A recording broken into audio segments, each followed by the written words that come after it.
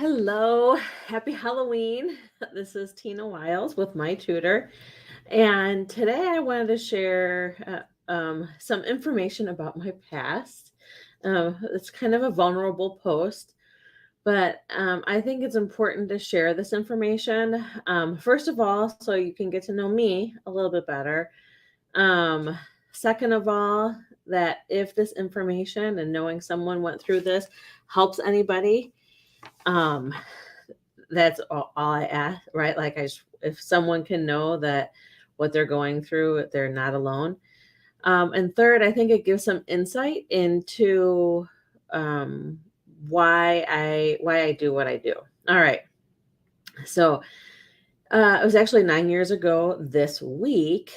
I suffered basically a mental breakdown. Is what people call it. Like I just kind of snapped. And it ended with an event that took place when I was teaching in the classroom in a charter school. And um, uh, I'll talk about in a minute what led up to it. But it ended with me crying uncontrollably for it was probably 12 hours. I made it to my car before I started crying, and I called my mom because she's my go-to still to this day when I'm upset. And I was crying hard enough that she thought my husband died. So that tells you how broken I was. Um, it it was the amazing thing about it is that this actually is what led to where I am today, right? Like every cloud has a silver lining. Um, Looking back at it, I was working and living in a situation that I knew at the time wasn't sustainable. I had a 2 hour commute to work each way. I was leaving at 4 a.m., so it was only an hour and a half, and I could get to work at 5:30 a.m. And I would leave the school that I was teaching um, at like 5 or 6 at night, depending on after school activities, getting 2 hour ride home. So if I left at 6, or let's say I left at 5, I get home at 7, eat dinner, say hi to my children. I have 4 sons. And then work on planning for the next day of teaching until I went to sleep. And so obviously I knew that wasn't sustainable. And leading up to the actual breaking point, um, of course, hindsight's 2020, right? And like looking back, I could see that what I didn't know at the time, I'd had a couple panic attacks. I thought they were heart attacks. I was having a lot of stomach issues. Um, and I almost felt zombie like. I remember being somewhere about a week before it happened, and it was almost like I was disconnected from myself. We were at Legoland. It was my son's birthday, and I was there physically. I was not there mentally, and I could see things taking place around me. It was a very odd feeling. Um, so I knew what I was doing wasn't sustainable. And it was like the rubber band snapped, right? And I couldn't, uh,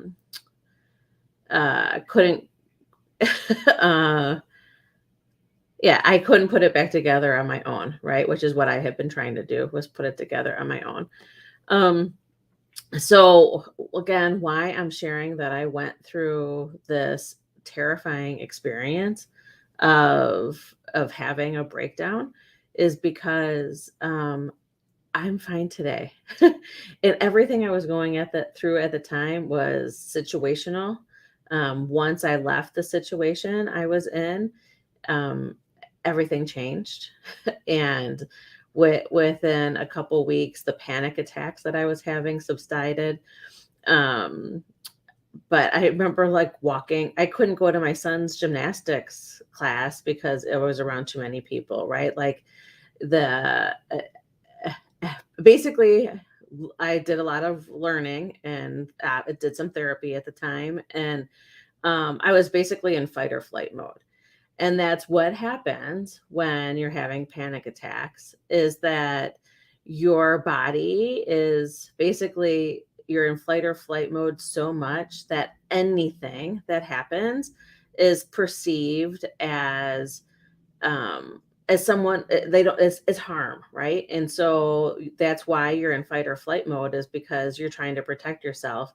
But it's like almost like, circuits fried. I was in fight or flight mode so much that walking into Walmart or walking into Meyer, I think, oh yeah, I was in Meyer and I was pushing the cart around and I literally had a panic attack. I couldn't move. I was in the middle of the store. I had to turn around and walk out. um and I'd been in Meyer a million times, right? It was like an experience that I was used to, but it's because your body just shuts down, doesn't realize you're in fight or flight. Okay. So again, why I'm sharing is because it gets better and there are tools and people that can help you. You're not alone. Luckily I never was going to hurt myself, or hurt others, but I was broken. And but it brought me to where I am today. And where that is I am a very successful business owner. I'm working on trying to share the wealth and employ more people. I am loving what I have created and how I'm able to work with students. And I truly believe that I went through what I did at the time.